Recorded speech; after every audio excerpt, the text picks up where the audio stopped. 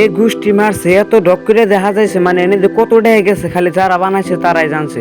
তো hello guys, কি খবর? আমি হামিদুল আবার আসলাম আপনাদের সামনে নতুন ভিডিও নিয়ে। তো আমি আর আঙ্গ জেডা তো বাইছিলাম আজকে মোকালমা বরক্ষেত্রী পূজা খোলায় বলে থিয়েটার হইতেছে। তো দুজনে কিন্তু আসছিলাম থিয়েটার দেখবেন। আর আর এখনো যারা যারা ফলো করেন নাই ফলো করে ভিডিওটা লাস্ট পর্যন্ত দেখেন। তো তারপরে ভিতরে ঢুকে গেলাম, তো ঢুকার পরে দেখি এত মানুষ আছে, মানে হান কয়ে হারাম না। তারপরে আঙ্গ জেডা তো ভাই এক হ্যান্ডেল আলির লোকে দেখা করলো। তারপরে গাইস এনে দেখেন সব ধরনের রেস্টুরেন্ট, দোকান, হোটেল সব বস্তুই, মানে সব ধরনের দোকান আছে। তো তারপরে দেখেন এনে কিন্তু কত ঢক করে যে মানে গড়টা হাজাইছে, মানে হান কয়া বোঝান হাম না। তো তারপরে আঙ্গ দাদু দিয়ে আবার পুতুল সার আনছে, আর এমরা হ্যান্ডেল আলি দিয়ে আনছে গাড়ি। তো এনে চললে কিন্তু 50টা, আর আঙ্গ নানিরা দিয়ে জমিনের নিকে পেশাল পারতাছে।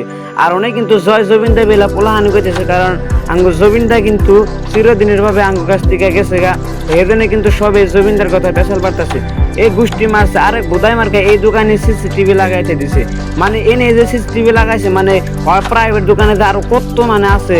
তো তারপরে গাইস ইম্বুর আইতে আইতে আইলাম, আমাকে যেটা তো ভাই দেখা হ্যান্ডেলারের লোকে দেখা করলো। তো তারপরে ইম্বুর আইলাম হোটেলে। তো হোটেলে আয় হায় যেটা তো ভাই কইলো, ভাই তুমি কি খেবে? আমি বললাম তুমি যা খাবে আমি তাই খাম। তো তারপরে দুজনে খাওয়া দাওয়া করলাম। তারপরে আদা বাদা ঘুরে হেরাং ইম্বুর আইলাম আমি কাক্কার বুকালে।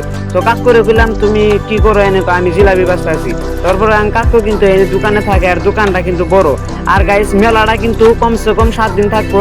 তো আপনারা যদি থিয়েটার দেখতে আসেন তাহলে আসবেন। তো বাই দেবে ব্লগটা এই পর্যন্তই শেষ।